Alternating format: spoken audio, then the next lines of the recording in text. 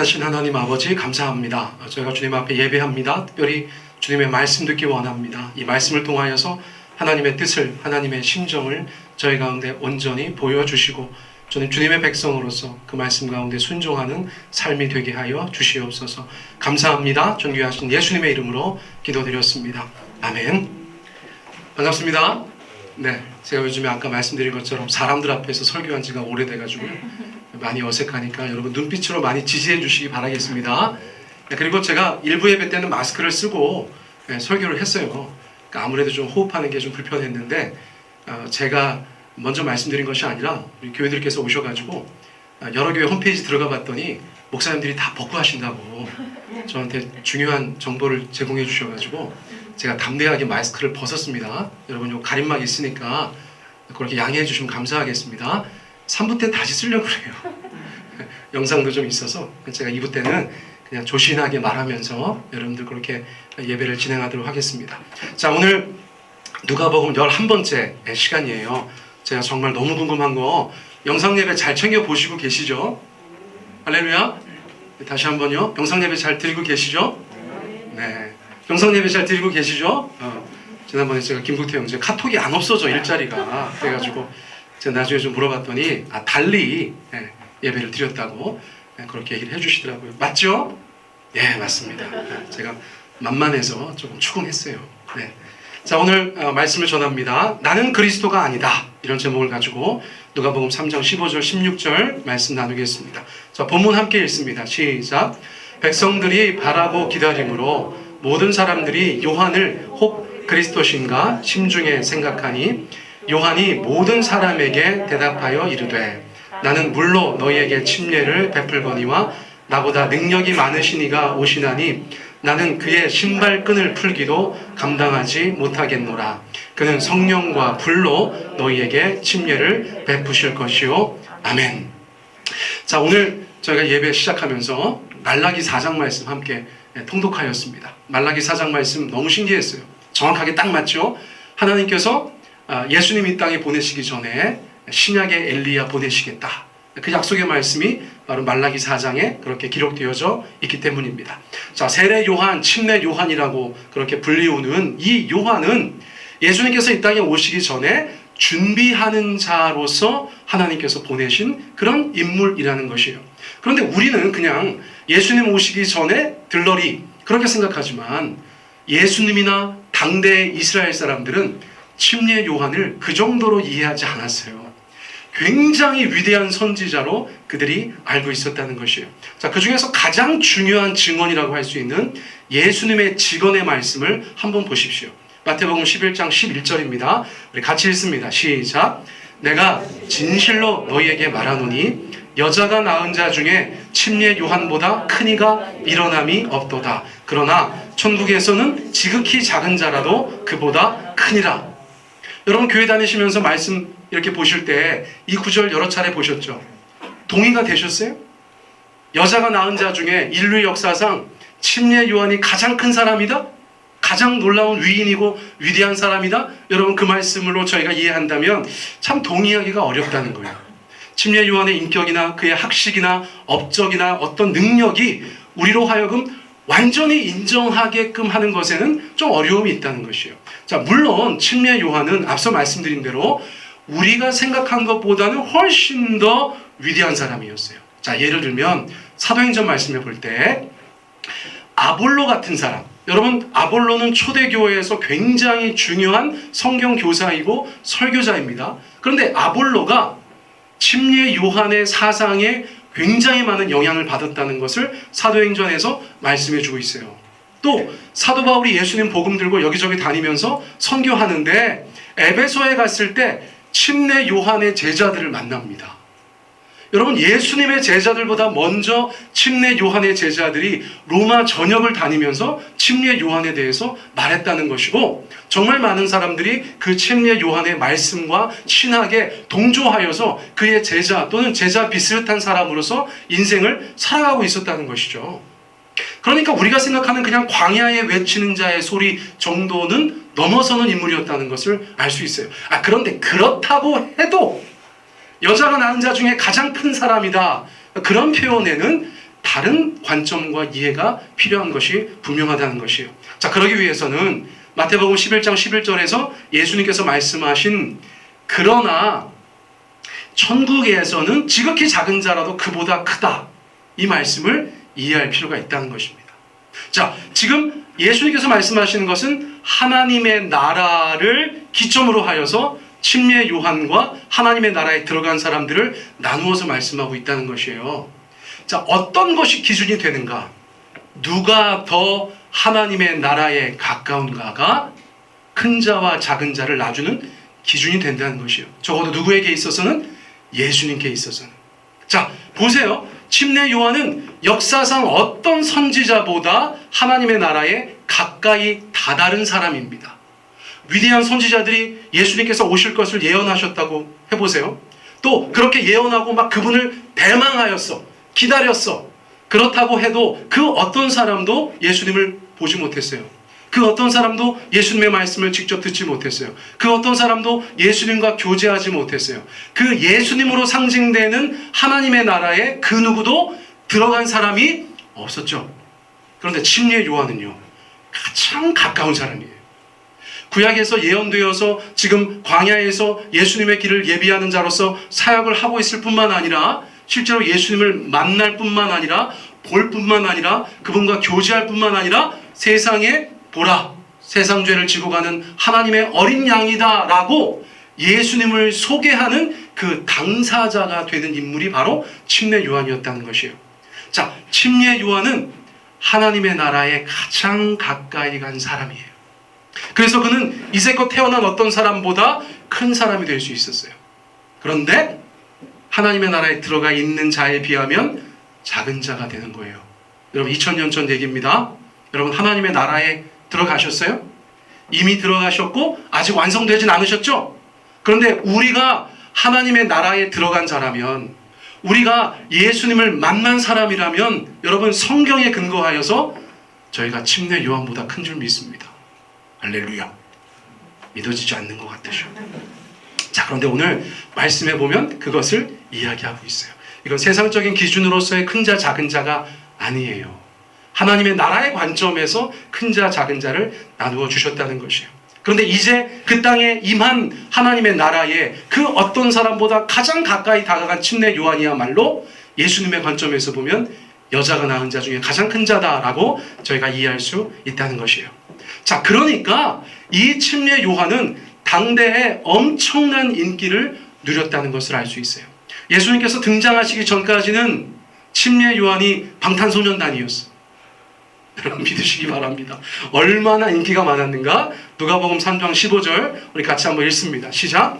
백성들이 바라고 기다림으로 모든 사람들이 요한을 혹 그리스도신가 심중에 생각하니. 자, 어느 정도였다는 것이에요. 저희가 알고 있는 것처럼 아까 읽었던 말라기 4장을 끝으로 하나님께서는 선지자를 통하여서 백성들 가운데 말씀하시는 것을 중단하시죠. 그리고 나서 400년이 흘렸어요. 여러분, 이스라엘 백성들은 하나님이 침묵하시면 어쩔 줄 몰라 하는 사람들인데 하나님께서는 이번엔 본때를 보여주겠다고 400년 동안이나 침묵하셨어요. 그러니까 이스라엘 백성들은 계속해서 구약 성서에 예언되어져 있는 하나님의 구원자 그리스도 메시아를 기다리는데 기다리고 또 기다려도 하나님께서 아무 말씀을 안 하시니까 몸이 달아 있었다고 얘기할 수 있죠. 그런데 사는 것은 얼마나 힘들어요? 제국이 막 이스라엘에 왔다 갔다 결국은 로마 제국에 침입하여서 식민지가 되었어요. 정치적으로 종교적으로 모든 면에서 너무나 힘들고 어려운 삶을 살아가고 있었어요. 그러니까 더욱더 하나님 앞에 부르짖을 수밖에 없었어요. 주님, 우리 가운데 그리스도 메시아를 보내주십시오. 그런데 어느 날 갑자기 혜성처럼 등장한 인물이 있었으니 광야에서 누가 막 설교를 하는데 사람들이 막 몰려가기 시작하는 거예요. 여러분, 정말 놀라운 장면을 볼 수밖에 없었어. 어떤 사람이 낙타털 옷을 입고 있어요. 가죽띠를 띠고 있어요. 메뚜기하고 석청, 들꿀을 먹고 있었다는 거예요. 그런데 그 영성을 가만히 보니까 지난번에 말씀드린 것처럼 광야의 영성이에요. 하나님만을 바라고 그렇게 잔뼈가 굵은 영성이에요. 능력의 영성입니다. 오염되지 않은 영성이었어요. 사람들 가운데 회개를 외치니까 많은 사람들이 요단강가로 몰려들어와서 회개하고 침례받는 역사가 일었어요. 그리고 인산인해를 이루고 많은 사람들이 침례 요한을 따르기 시작하였습니다. 자, 그러니까 이스라엘 사람들은 그리스도를 바라고 기다리고 있었던 사람들이기 때문에 너나 없이 똑같은 생각을 품게 되었다는 것이에요. 자, 그 생각이 뭐였습니까? 혹시 요한이 그리스도인가? 여러분, 이게 아무것도 아닌 것처럼 들리세요? 사람들이 요한을 보면서 저 사람이 하나님께서 보내신 그리스도 메시아인가를 생각했다는 것이에요. 그런데 누가? 한두 사람이? 어느 지역에서만? 아니요. 이스라엘 전체에서 침례 요한을 그리스도로 생각했다는 거예요. 엄청난 것이죠. 엄청난 것이에요. 여러분, 그러니까 침례 요한은 그리스도 앞에 보냄을 받은 종으로서 엄청난 위기감을 느낄 수도 있었겠죠. 자기는 누구를 증거해야 되는 사람입니까? 그리스도 예수를 증거해야 되는 사람인데 모든 사람들이 자기를 바라보면서 자기를 그리스도라고 생각하는 위기감을 느낄 수 있었다는 것이에요. 여러분, 이때 이상한 사람 같으면 뭐라고 했을까요? 그래, 내가 그리스도야. 내가 그리스도야. 여러분, 인류 역사상 교회사에, 한국 교회사에 엄청나게 많은 사람들이 순수하게 잘 시작했다가 무엇인가 일어나고 어떤 일이 벌어지니까 그때 가서 정신이 획가닥한 사람들이 얼마나 많은지 몰라요. 여러분, 이단 사이비 역사를 공부해보면 한두 사람이 아닙니다. 지금 이 땅을 어렵게 하는 많은 사람들, 또 기성교회에서 이단 사이비하고 경계에서 왔다 갔다 하는 수많은 사람들, 그들이 예수님 믿을 때부터 처음부터 그렇게 되었을 것이라고 생각하세요? 여러분, 그렇지 않아요? 많은 사람들은 그런 위기와 유혹 속에 넘어갈 수 있다는 거예요. 지금 침례 요한의 위기는 바로 그런 형태의 위기가 될 수도 있다는 거예요. 침례 요한은 무엇을 선택할 수 있는 것이었어요. 여러분도 우리가 마찬가지 아닙니까? 어떤 상황에서 교만해서 변질될 수 있잖아요. 여러분, 그 순간에 우리가 주님만 바라볼 수 있는 그런 신앙의 내공이 필요하다는 것을, 그것을 붙잡아 줄 수 있는 신앙 공동체가 필요하다는 것을 우리가 인정하지 않을 수 없어요.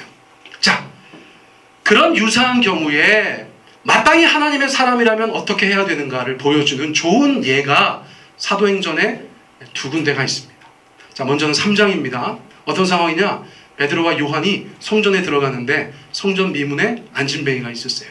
그러자 하나님께서 감동하셔서 일어나라 했죠. 그러니까 안진뱅이가 일어났어. 여러분, 예루살렘이 발칵 뒤집혔습니다.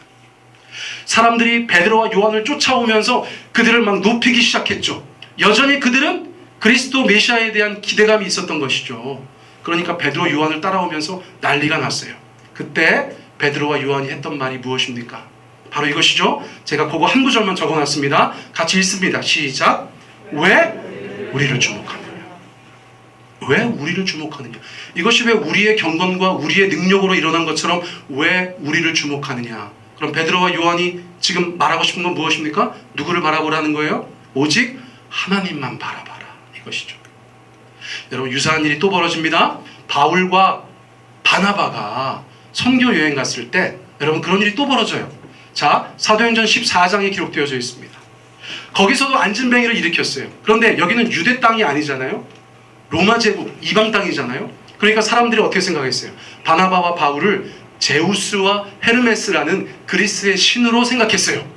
그래서 소를 끌고 와서 이 사람들 앞에서 그들 앞에 제사를 드리려고 하는 거예요. 그들을 신이라고 생각하고 그들 앞에 제사를 드리려고 하는 거예요. 그때 바나바와 바울이 어떻게 했는 줄 아세요? 여러분, 옷을 찢습니다. 소리를 지르면서 그 무리 가운데 뛰어들어서 그렇게 못하게 하는 거예요. 그때 인상적인 말을 하죠. 니들 이런 짓 하지 말라고 복음 전하고 있는 사람들한테 이게 도대체 뭐 하는 짓이냐? 여러분, 그런 말씀을 하는 거예요. 자, 그리고 나서 그 결과가 이겁니다. 자, 18절 읽어봅니다. 시작. 겨우 무리를 말려 자기들에게 제사를 못하게 하니라. 자, 어떤 신랑이가 있었는지 짐작하실 수 있겠죠? 이방 사람들은 계속해서 신이라고 얘기하면서 제사하려고 했고, 바나바와 바울은 그들의 그 잘못된 생각을 계속해서 막아섰던 것이에요. 여러분, 그렇게 겨우 뜯어 말리지 않으면 사람들은 그들을 하나님으로 알고 경배했을 것입니다. 여러분, 이런 위기 가운데 있는 사람들이 무엇을 선택해야 하는가를 사도행전이 우리 가운데 말해주고 있다는 거예요. 제가 설교 준비하면서 나한테 이런 일이 있었는가 생각해봤더니 어떤 해프닝이 하나 있었어요. 여러분, 이 얘기는 끝까지 들으셔야 돼요. 제가 십수년 전에 청년사역할 때 큰 은혜가 있었다고 말씀드렸죠. 그때는 제가 언제 기회가 닿으면 한번 정말 본격적으로 말씀드리고 싶을 만큼 하나님의 은혜와 역사가 정말 대단했어요.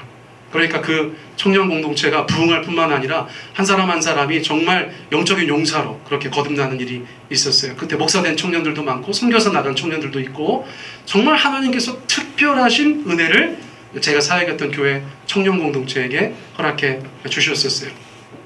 그런 정말 행복하고 복된 기간들을 보내고 있는데, 어느 날 제가 신방 갔다가 제 사무실에 들어갔더니 책상 위에 편지 하나가 올려져 있는 거예요.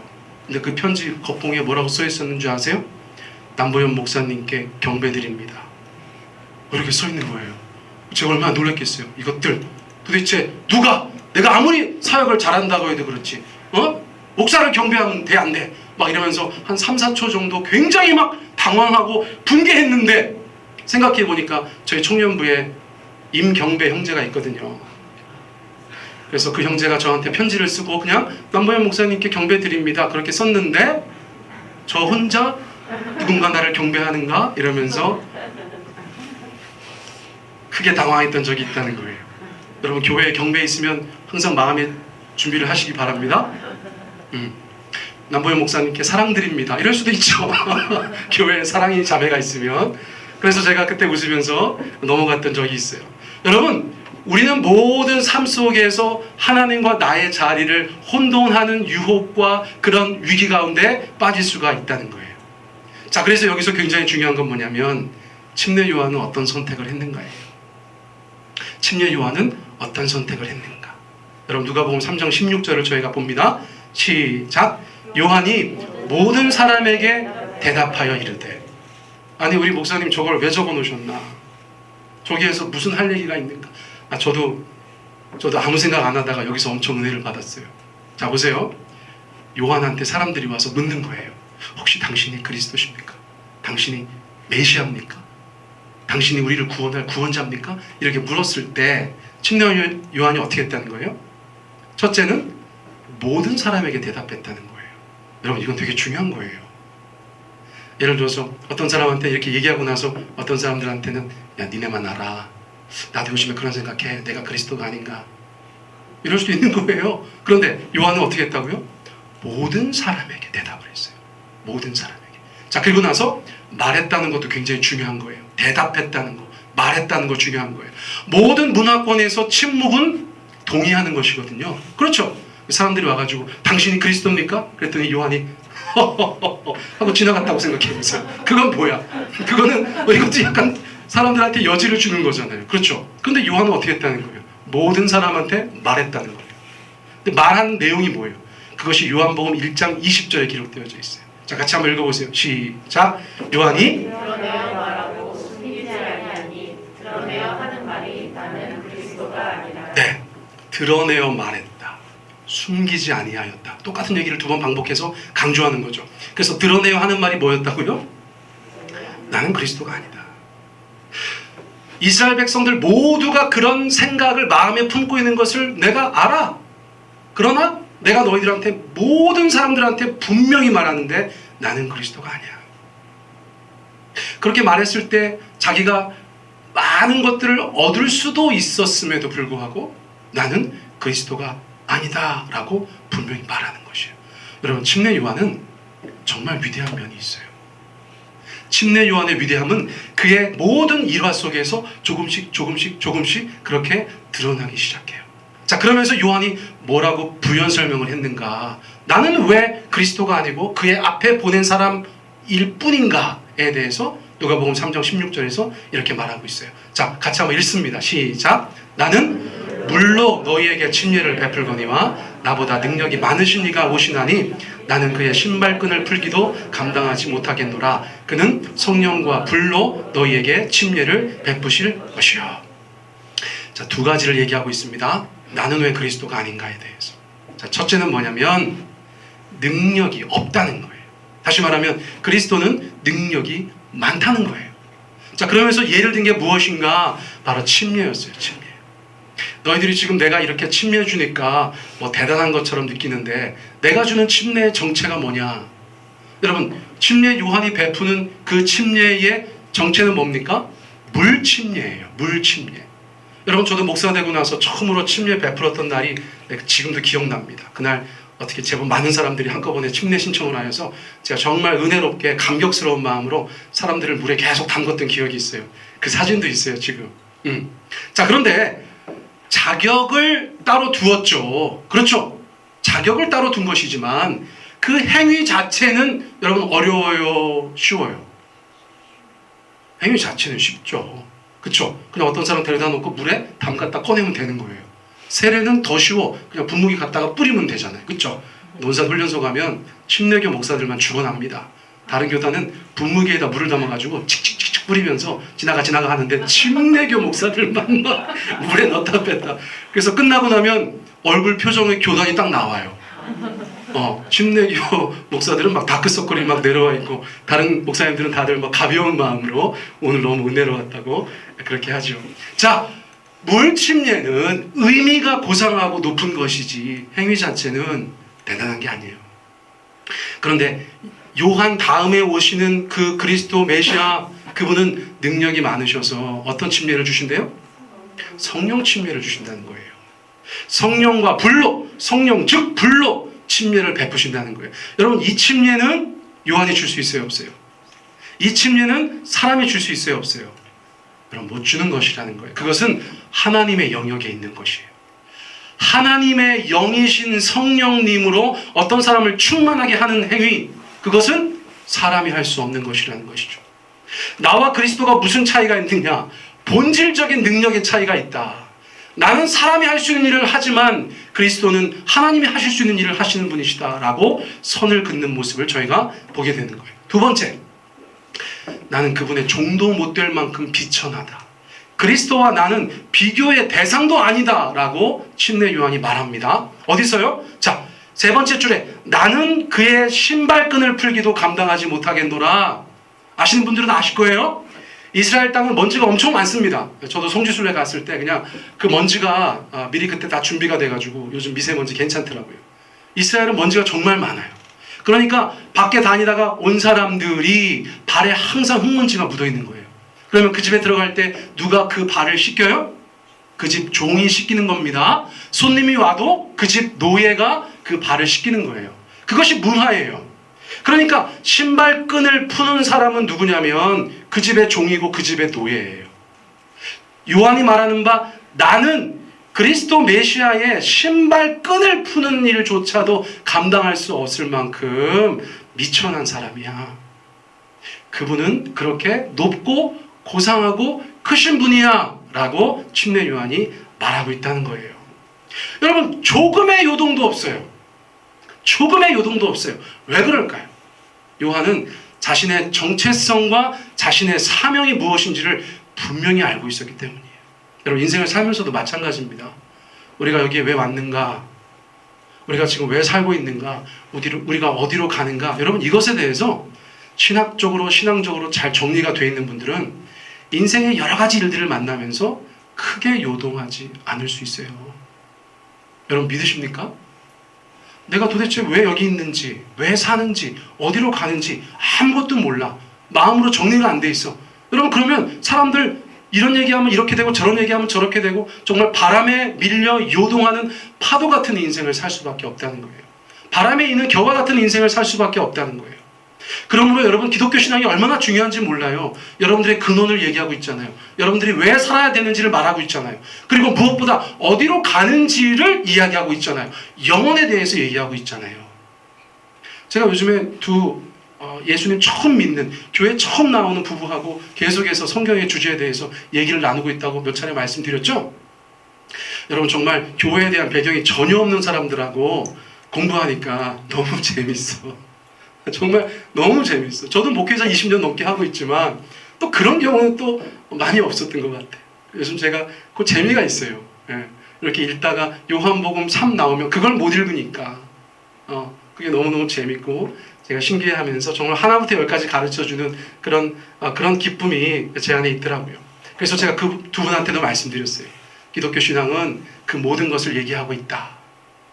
굉장히 관심을 가지고 은혜 많이 받고 있어요. 자, 그런데 보세요.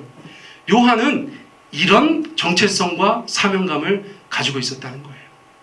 자, 1장 요한복음 1장 6절로 8절 우리 같이 한번 읽습니다. 시작. 하나님께로부터 보내심을 받은 사람이 있으니 그의 이름은 요한이라. 그가 증언하려 왔으니 곧 빛에 대하여 증언하고 모든 사람이 자기로 말미암아 믿게 하려 함이라. 그는 이 빛이 아니요 이 빛에 대하여 증언하러 온 자라. 자, 이건 물론 나중에 예수님의 직계 제자인 사도 요한이 연세 많이 드셔서 성령 충만하셔서 기록한 요한복음에 나오는 거예요. 침례 요한하고는 다른 분이에요. 요한은 그냥 우리로 따지면 철수 같은 이름이에요. 이름이에요. 요한이 굉장히 많죠. 이 두 요한은 다른 것입니다. 자, 그러니까 요한 사도가 성령 충만하여서 요한복음을 기록하면서 그 침례 요한에 대해서 뭐라고 기록했다는 거예요? 그 사람은 하나님께서 보내신 사람이다. 근데 이걸 침례 요한도 그렇게 알고 있었다는 것이죠. 자, 보낸 사람입니다. 그럼 하나님의 뜻이 중요하죠. 하나님이 주신 정체성, 하나님이 주신 사명이 중요한 사람이 바로 침례 요한이었다는 것이에요. 자, 그 사람의 사역은 뭡니까? 그가 뭐 하러 왔어요? 증언하러 왔는데 뭐에 대해서 증언하는 거예요? 빛에 대하여. 그 빛은 누굽니까? 참빛, 예수님. 그렇죠. 자, 그리고 나서 또 하나의 침례 요한의 목적이 있었어요. 뭐예요? 자기로 말미암아 모든 사람이 믿게 하려는 것이다. 여러분, 예수님 보실 때 침례 요한이 얼마나 예뻤겠어요. 예수님 등장하시기 전에 나타나서 그의 모든 역량으로 최선을 다해서 예수님이 하나님의 어린 양 그리스도 메시아다라는 것을 그렇게 계속해서 전하였으니까, 모든 사람이 예수님 믿을 수 있도록 그렇게 사역하였으니까 여러분, 침례 요한이 얼마나 예뻤겠어요. 그런데 이 말의 마지막은 뭐예요? 그는 이 빛이 아니다. 이 빛에 대하여 증언하러 온 자일 뿐이다. 여러분, 이런 말은 왜 자꾸 붙어요? 앞서 말씀드린 대로 침례 요한이 당대의 모든 사람들이 저 사람이 그리스도 아니야 할 만큼 영향력이 있었기 때문이에요. 초대교회는 계속해서 침례 요한을 지우려고 하는 것이에요. 나쁜 의미로가 아니라 좋은 의미에서 너네가 누구를 바라봐야 하는가? 그렇지, 침례 요한 대단했지? 너네가 그를 다 마음속으로 그리스도가 아닌가 생각했었지? 그런데 아니야. 그 사람은 빛에 대하여 증언하러 온 사람이야. 빛 되신 분은 예수님이야. 여러분, 그것을 계속해서 초대교회 가운데 말해주어야 했다는 것이에요. 자, 요한이 그런 정체성과 사명감을 가지고 있기 때문에 조금도 흔들리지 않습니다. 굉장히 좋은 예가 요한복음 3장에 나타나요. 여러분, 이것이야말로 침례 요한이 예수님에 대해서 어떻게 생각했는가를 보여주는 가장 강력한 본문이어서 제가 소개해드리기를 원합니다. 자, 요한복음 3장 26절 저희가 함께 읽습니다. 시작. 랍비여, 선생님과 함께 요단강 저편에 있더니 곧 선생님이 증언하시더니가 침례를 베풀매 사람이 다 그에게로 가더이다. 자, 어떤 상황입니까? 앞서 살펴본 본문 다음에 예수님께서 요한한테 가셔서 침례 받으시죠. 우리가 함께 그렇게 하나님의 의를 이루어가자 하면서 요한에게 침례 받으세요. 요한이 뭐라고 했어요? 아유, 내가 당신한테 침례를 받아야 할 터인데 막 이러면서. 그래서 예수님이 요한한테 침례 받고서 독립하셨어. 그래서 저쪽 가셔가지고 이제 예수님께서 사람들한테 회개의 침례를 전하시고 하나님 나라의 침례를 전하시면서 그렇게 침례를 베푸시니까 어떤 일이 벌어졌다는 거예요? 사람들이 이제 우르르 그쪽으로 몰려갔다는 거예요. 자, 보세요. 랍비여, 선생님과 함께 요단강 저편에 있더니 곧 선생님이 증언하시더니. 자, 제자들이 예수님을 뭐라고 부르고 있어요? 여러분, 제자들은 예수님의 이름을 알았을까요? 몰랐을까요? 요한의 제자들은 예수라는 이름을 알았을까요? 몰랐을까요? 자, 확률로 따졌을 때 알았을 확률이 높을까요? 몰랐을 확률이 높을까요? 알았을 확률이 당연히 높죠. 자기들의 스승이 계속 그분을 주목하라고 하고 그분을 증언하고 있어요. 그러면 요한의 제자들 입장에서는 스승님 도대체 저분은 누구십니까? 저분이 예수시다. 저분이 하나님의 아들이시다. 나는 저분 앞에 온 그런 보냄을 받은 자일 뿐이다 라는 것을 계속 얘기했을 텐데 예수님의 이름을 모른다는 것이 말도 안 돼요. 그런데 왜 이렇게 얘기해요? 스승님, 그 요단강 저편에 있던 사람 있잖아요. 왜? 그 선생님이 증언하던 사람이요. 무슨 뜻이에요? 몰랐어. 못마땅한 거예요. 아니, 우리 스승님한테 침례 받더니 자기가 저렇게 독립을 해서 동종 업종의 무례한 경쟁자가 나타난 것처럼 제자들이 그렇게 반응하고 있는 거예요. 자, 침례를 베풀매 다음에 원문 성경에는, 한글에는 번역된 게 없는데 원문 성경에는 보세요 이런 말이 있어요. 보세요. 마음이 흔들렸어. 격앙이 돼 있는 거예요. 그러니까 선생님 보세요. 사람들이 다 그 사람한테 가잖아요. 이렇게 불평 불만을 토로했다는 것이에요. 여러분, 우리가 침례 요한이라고 생각해 보세요. 우리 제자들이 있어요. 나를 따르는 사람들이 있어. 그럼 그 사람들 마음이 그렇게 불편했을 때 여러분 우리가 속상할까요? 안 속상할까요?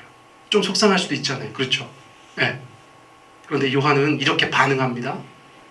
자, 요한의 인생에 있어서 가장 아름다운 장면이에요. 자, 요한복음 3장 27절 28절 우리 같이 한번 읽습니다. 시작. 만일 하늘에서 주신 바 아니면 사람이 아무것도 받을 수 없느니라. 나는 그리스도가 아니요 그의 앞에 보내심을 받은 자라고 할 것을 증언할 자는 너희니라. 제가 성경 말씀 중에서 인간적으로 굉장히 마음에 들어가는 구절이 이게, 만일 하늘에서 주신 바 아니면 사람이 아무것도 받을 수 없느니라. 여러분 인정하십니까? 네. 여러분 머리가 빠져보니까 정말 하늘에서 주시지 않으면 우리가 아무것도 가질 수가 없다는 걸 알게 돼요. 네. 자, 그런데 복음서에서 하늘은 하나님이에요.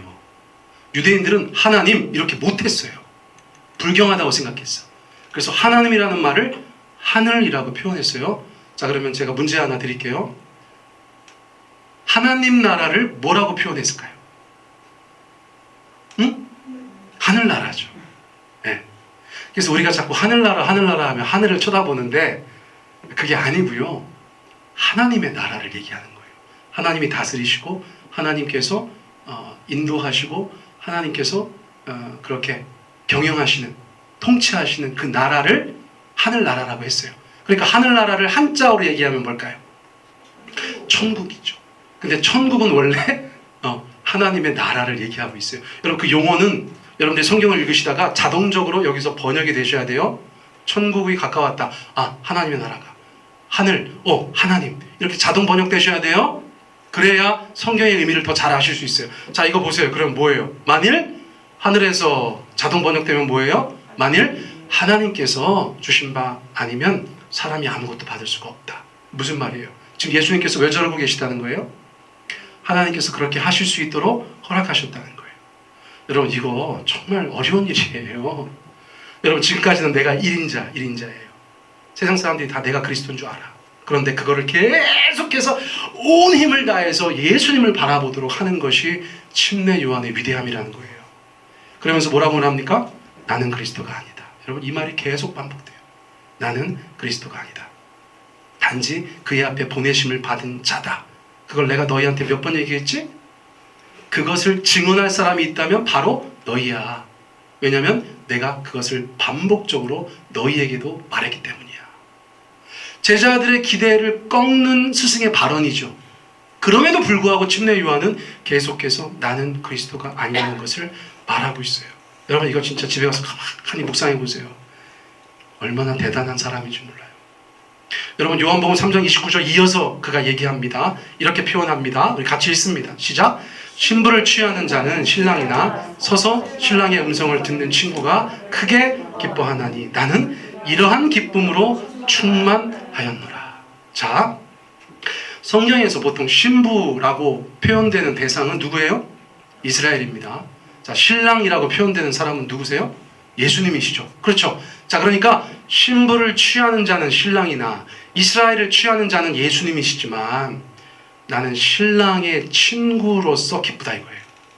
여러분 실제로 이스라엘에서는 신랑의 친구가 뭐 하냐면 신랑 신부 중매도 하고요. 신부를 신랑한테 인도하는 역할도 하고요. 결혼식 때 들러리 서고요. 그리고 혼인 잔치 때 그 전체 매니저하는 일을 신랑의 친구가 했어요. 그러니까 지금 요한이 이렇게 말하는 것은 굉장히 적절한 비유예요. 그런데 자기는 지금 내가 장가가는 것도 아니지만 나는 그렇게 중매 서주고 인도해주고 들러리 서주고 잔치를 그렇게 매니지하는 것만으로도 기쁨이 충만하다고 얘기하는 거예요. 여러분 이것이 하나님의 사람들의 마음의 자세, 삶의 태도여야 한다는 것을 성경이 우리 가운데 요한을 통해서 말해주고 있는 것이에요. 여러분, 하나님께서 무슨 일을 어떻게 누구를 통해서 하시든 여러분 기뻐하시기 바랍니다. 여러분, 이게 교회들마다, 목장마다, 개인마다 여러분 이게 안 되면 교회는 정말 아수라장이 되는 거예요. 왜 저 사람이 더, 어머 저 집이 더, 아니 저 목장이 더, 아니 저 교회가 더. 그때 우리가 뭐라고 말해야 된다고요? 하나님께서 허락하지 않으시면 받을 수 있는 사람이 아무도 없어. 저 교회가 저렇게 하나님 앞에 쓰임받는 거 나는 기뻐. 저 목회자가 저렇게 쓰임받는 거 나는 기뻐. 저 선교사가, 아이고 저 장로님, 권사님, 집사님이, 저 목장이, 저 부서가, 여러분 우리 가운데 그런 마음이 있어야 된다는 거예요. 그게 침례 요한의 마음이라는 것이에요. 그것이 하나님의 나라를 함께 이끌고 가는 자들이 가질 수 있는 충만한 기쁨이라는 것이에요. 여러분, 저도 설교 준비하면서 돌아봤더니 100점은 아니야. 100점은 아니야. 누가 저보다 더 하나님 앞에 더 귀하게 사역하고 하면 샘도 나죠? 그렇죠? 왜요? 나는 그리스도가 아니기 때문에 샘도 나죠. 네, 어떤 교회에서 무슨 일이 있다더라, 뭐 어떻다더라 저쩌더라 하면 제 마음에 그렇구나 라는 생각도 있어요. 그러나 저는 제가 참 귀한 게 있어. 결국에는 기뻐한다는 거예요. 야, 우리 하나님께서 여전히 이 땅에서 하나님의 사람들을 들어서 그렇게 귀하게 사용하시는구나. 주님, 저도 더 귀하게 써주세요. 그렇게 기도가 나가는 것이지. 아유, 저 사람만 저렇게 써주시오. 그렇게 하지 않는다는 거예요. 여러분, 침례 요한의 위대함이 우리 가운데도 조금이라도 그렇게 있게 되기를 바랍니다. 자, 그리고 나서 제가 너무나 사랑하는 성경 구절이에요. 요한복음 3장 30절. 같이 한번 읽습니다. 시작. 그는 흥하여야 하겠고 나는 쇠하여야 하리라. 이 성경 구절은 저랑 좀 인연이 있죠. 제가 17살 때 처음으로 교회 갔을 때 선생님께서 그때 당시에 내비게이터 69절 성경 카드를 저한테 선물로 주셨어요. 나중에 보니까 500원짜리더라고. 500원짜리. 그런데 얼마나 감사해요. 교회 다니는 그 학생한테 선물을 주셨어요. 그래서 또 왜 그랬는지 모르겠어요. 아무튼 교회 다니자마자 그거를 갖고 다니면서 이렇게 그냥 암송했어요. 암송을 했는데 뒤에 보니까 영어 성경 구절도 있더라고요. 그래서 이제 영어 성경 구절도 암송을 해볼까 했는데 너무 길어. 그래서 못하고 있다가 어느 날 이 성경 구절을 발견한 거예요. He must increase, but I must decrease. 끝. 그래서 제 평생 처음으로 암송한 영어 성경 구절이 바로 요한복음 3장 30절이에요. 저는 30년째 교회 다니면서 가끔씩 뜬금없이 그 영어 성경 구절이 제 마음에 생각났어요. 내 인생에서, 내 사역에서 어떻게 해야 되는가?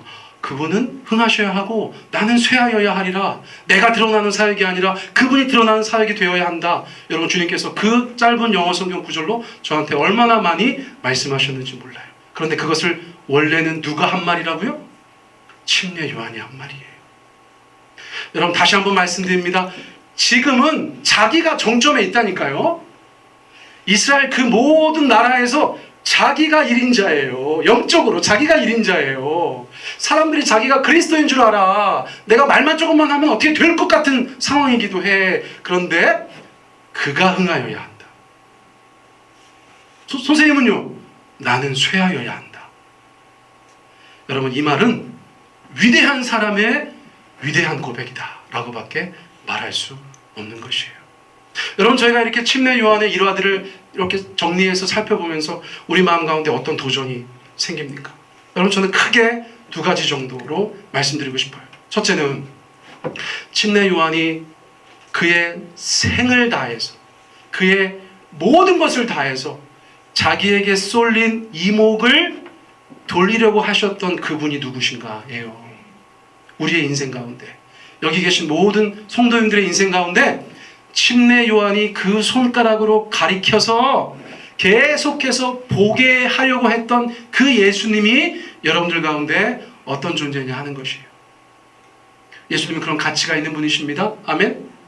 침례 요한은 그 구원자를 세상에 소개하려고 했던 것이에요. 지금도 요한은, 성경은, 교회는 우리에게 예수님을 그렇게 가리키고 있어야 되는 줄 믿습니다. 그리고 우리는 그 예수님을 그렇게 바라보아야 되는 줄 믿습니다. 여러분, 그 예수님, 우리의 그리스도 메시아 구원자로서, 여러분들의 삶의 선한 목자여 동반자로서 여러분 그렇게 온전히 믿으시기를 축복합니다. 두 번째는 무엇입니까? 여러분, 요한의 삶을 보면서 그 삶이 얼마나 가치 있는가. 결국은 예수님은 그렇게 흥하셔서 하나님 보좌 우편에 앉으시고, 침례 요한도 천국에 갔지만 이 땅에서는 그냥 역사의 저편으로 그렇게 사그라져 갔지만, 여러분, 그 요한이 증거했던 그 예수님으로 말미암아 얼마나 많은 사람들이 영생을 얻고 구원을 받았는가를 생각할 때, 우리도 침례 요한처럼 우리 주변의 많은 자들 가운데 그 예수님을 우리의 부족한 손가락으로 가리킬 수 있는 그런 인생이 되어야겠다는, 예수님을 증거하는 삶이 되어야겠다는 여러분 그런 결단과 각오가 우리 안에 있어야 되는 줄 믿습니다. 계속 반복해서 말씀드리지만 교회에 여러 가지 이슈가 있지만 여러분, 저는 그거 크게 중요하게 생각하지 않아요. 제가 새벽 예배 요즘에 인도하면서 제 나름대로 그 새벽 예배의 타이틀을 정해봤거든요. 여러분, 너무 뻔한 건데 뭔지 아세요? 그 새벽 기도 일이 뭔지 아세요?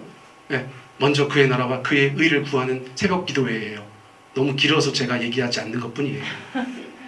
여러분, 그 새벽 예배 우리가 뭐 더 좋은 공간을 주십시오, 뭐 어떻게 하십시오, 그런 기도회 아니에요.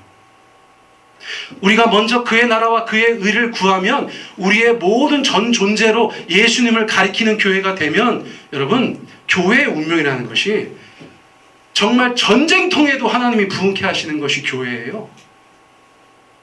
세상이 다 망할 것 같아도 하나님이 쓰시는 교회는 여러분, 쓰시는 것이 하나님의 나라의 법칙이에요. 여러분, 아무것도 아니에요. 우리는 오직 그 나라와 그의 의를 구하면서 하나님 앞에 말씀과 기도 붙잡고 성령님 의지하여서 이 땅을 살아나가면 되는 것입니다. 여러분, 여러 가지 어려운 세월을 보내고 계시죠? 여러분, 그 예수님만 바라보시기를 축복합니다. 그 예수님만 의지하시기 바랍니다. 너무나 단순하지만 강력한 우리의 신앙의 행위로 말씀 붙잡고 기도하면서 여러분, 이 시절들 저희가 견디어 나아갈 때 갑자기 찾아온 저 봄날의 햇볕처럼 우리의 인생 가운데 예수님의 은총이 충만하여서 그 기쁨 가운데 주님만 바라보게 될 날이 속히 올 줄 믿습니다. 우리 이 시간 주님 앞에 같이 기도드리겠어요. 우리 기도하실 때 여러분, 이 두 가지 가지고 기도하겠습니다. 침례 요한이 그토록 우리 가운데 소개하고 싶어 했던 그 예수님, 이젠 우리의 주님이신데, 혹시나 여러분 가운데 그 주님 아직 못 만나본 계시다면 여러분, 그렇게 기도하셨으면 좋겠어요. 주님, 내가 주님을 온전히 만나게 해주십시오. 온전히 믿게 하여 주십시오. 세상의 구원자, 우리 그리스도 메시아, 하나님의 아들, 그 예수님을 우리가 온전히 만나고 믿게 하여 주십시오. 또 두 번째 기도하실 때는 주님, 요한처럼 우리가 예수님을 증거하는 삶이 되게 해주십시오. 나의 손가락이 나를 가리키지 않게 하여 주시고 오직 예수님만을 그렇게 가리키며 이 땅을 살아가게 하여 주십시오. 그리하여서 나를 통하여서 예수 믿는 자들이 일어나게 하여 주십시오. 그 놀라운 축복의 통로가 내가 되게 하여 주시고 우리 가정, 우리 목장, 우리 교회가 되게 하여 주십시오. 우리가 그 두 가지 기도 제목 가지고 우리 합심하여 기도하겠습니다. 함께 기도합니다. 사랑의 하나님 아버지, 감사합니다.